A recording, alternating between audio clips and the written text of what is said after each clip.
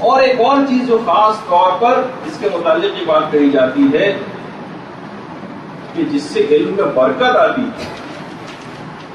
وہ ہے اپنے استاد کا احترام کرنا، اپنے استاد کا احترام کرنا۔ آقا سیستانی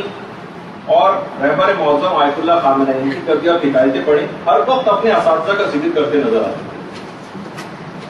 ان کے اخلاقوں کے قصے سناتے رہتے ہیں۔ اب آپ کہیں گے کہ ان کے استاد بھی تو ایسے ہی تھے کہ وہ قصے سنا سکتے تھے۔ کہا جاتا ہے کسی نے کہ وہ طالب علم کے جو کہ میتھس کے ٹیچر آئے اور کہا کہ میں اپنے زمانے میں 100 میں 100 نمبر دیا کرتا تھا، تو شاگرد کہنے کا سر آپ کو اچھے کوئی استاد مل گئے ہوں گے، بعضوں کا یہ بھی ہوگا۔ تو بہرحال ان کے اخلاق کے قصے، کبھی وہ ان کے لیے کوئی زبان طعن و اعتراض جو ہے دراز نہیں کرتے تھے، کبھی ان کا کوئی مذاق نہیں اڑاتے تھے۔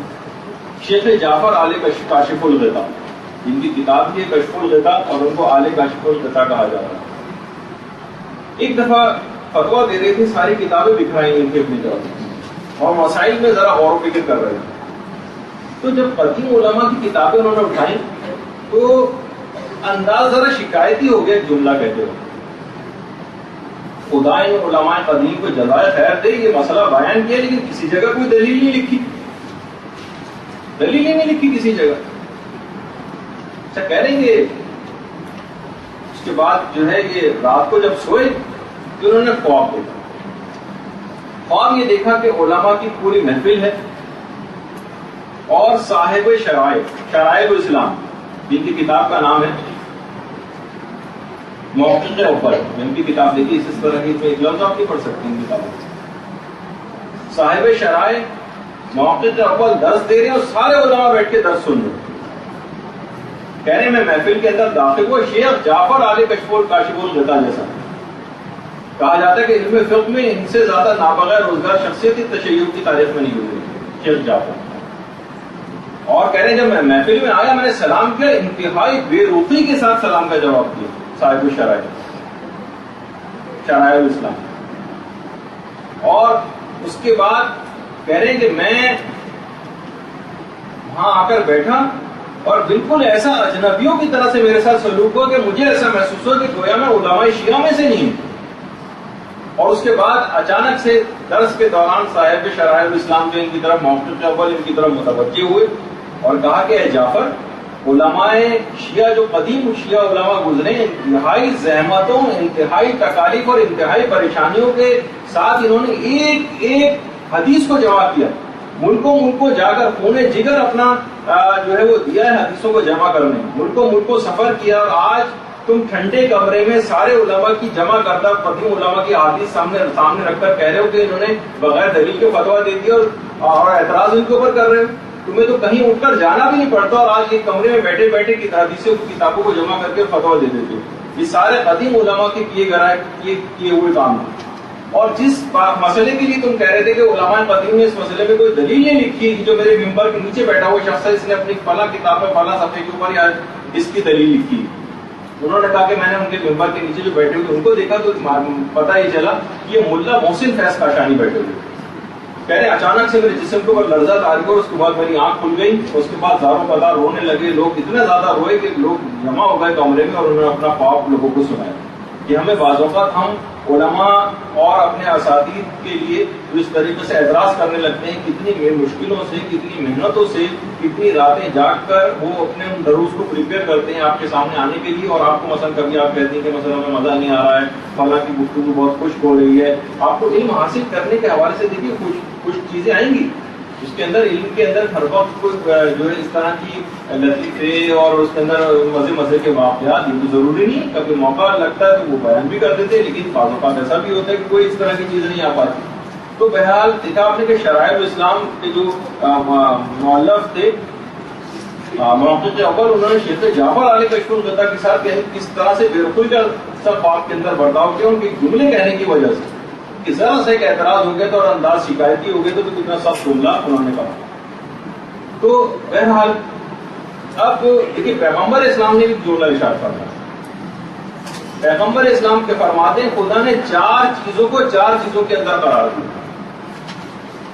برکت العلم فی تعظیم الاستاد، علم کی برکت کو استاد کی تعظیم میں قرار دیا.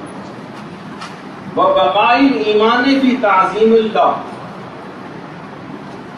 اور ایمان کی بقا کو خدا کی تعظیم میں قرار دیا. اور وَلَذَّةِ الْعِيشِ فِي بَرِّ الْوَالِدَيْنِ، بہترین خوش و خرم زندگی کو والدین کے ساتھ نیکی کرنے میں قرار دیا. وَالنِّجَاةُ مِنَ النَّارِ فِي تَرْكِ إِيذَاءِ الْخَلْقِ، اور جہنم سے نجات کو لوگوں کو اذیت نہ دینے میں قرار دیا گیا. اس میں پہلی چیز پیغمبر نے یہ بتائی کہ علم کے اندر اگر برکت آپ کو حاصل کرنی ہے تو استاد کی تعظیم سے کبھی بھی جو ہے وہ اپنے دامن کو چھڑانا نہیں. بلکہ علماء تو یہاں تک فرماتے ہیں کہ چھوڑی کہ آپ توہین وہین کی بات بھی نہیں ہو رہی، حتیٰ کہ احترام میں کمی کرنے سے بھی علم میں بے برکتی آ جاتی ہے. یعنی اتنا ان کا احترام نہیں کیا کہ جتنا کرنا چاہیے. حتیٰ کہ علماء فرماتے ہیں کہ حوضے سے جو علماء جو فارغ ہو رہے ہوتے ہیں، اپنے اپنے وطن کو جا رہے ہوتے ہیں، تو وہ شاگرد جو خدا حافظی کے لیے اپنے استاد کے پاس نہیں جاتے، جن جنہوں سے انہوں نے علم حاصل کیا اور ان سے خدا حافظی کے لیے بھی نہیں جاتے، وہ اپنی عام زندگی میں بالکل ناکام ہوتے ہیں. یعنی اساتذہ کی جو بے احترامی ہے، علماء خود فرماتے ہیں کہ ہم نے دیکھا کہ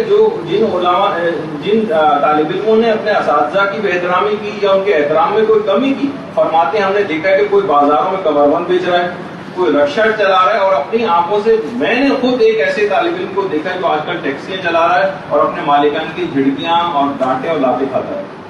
اور جبکہ وہ 7-8 سال تک حوض علم قوم کے اندر رہ کر آیا، پڑھ کر آیا، وہاں سے اس کے بعد اس نے اس کو نصیب چھوڑ دیا اس چیز کو. بلکہ ایک ایسی یہ جو بے برکتی ہے فقط یہ توہین کی وجہ سے نہیں، بلکہ بے احترامی کی وجہ سے بھی ہوتی ہے، بلکہ احترام میں کمی کی وجہ سے بھی ہوتی ہے. بلکہ علماء آگے چل کر ایک جملہ فرماتے ہیں کہ بلکہ یہ استاد سے سوء ظن رکھنے سے بھی یہ بے برکتی واقع ہو جاتی ہے کہ فقط ہم سوء ظن بھی اگر ان سے رکھتے تو بہرحال بعض اوقات ایک ایسی بے برکتی اس کے اندر آ جاتی ہے.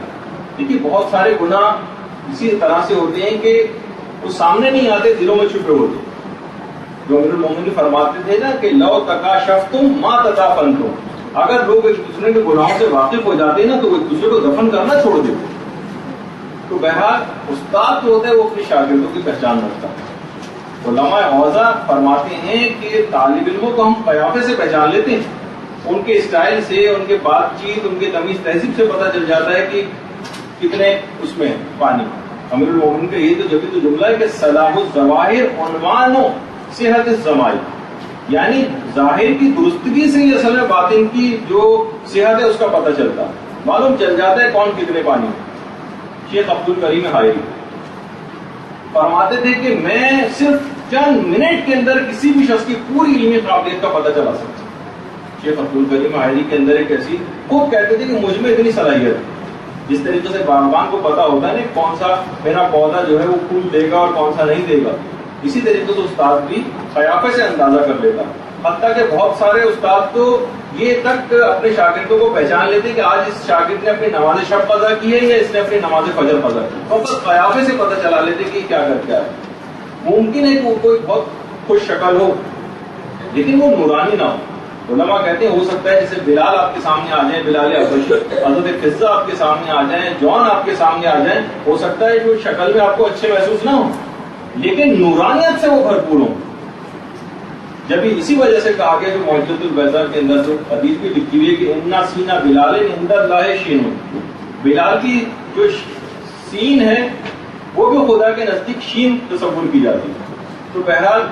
نورانیت جو طالب علم کے اندر یہ بات یاد رکھ لیجیے جو آئے گی وہ